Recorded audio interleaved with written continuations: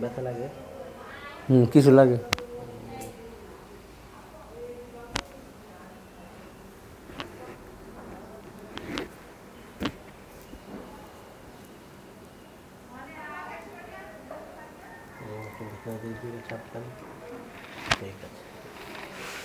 আমি সৌদি গেছিলাম, সৌদিতে স্টক করে আইসি, আইয়া ইনশাল্লাহ বিট্টু ভাইয়ের কাছে আমি আইয়া চিকিৎসা হওয়ার পরে আল্লাহ দিলে ইনশাল্লাহ অনেক ইনশাল্লাহ সুস্থ আছি।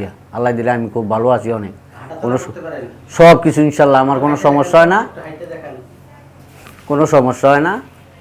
আমি ইনশাল্লাহ তার কাছে চিকিৎসা হওয়ার পরে আল্লাহ দিলে ইনশাল্লাহ পুরো সুস্থ, কোনো সমস্যা নেই আমার। আজকে একটি সফলতার গল্প বলবো। আমার পাশে যে ভদ্রলোক বসে আছেন উনি হচ্ছে জাহাঙ্গীর কবির। জাহাঙ্গীর ভাই, উনি অনেক ভালো মানুষ। উনি সৌদি আরবে ছিলেন, স্ট্রোক করে আমাদের কাছে ঢাকা পেইন প্যালেসিস হসপিটালে আসছিলেন।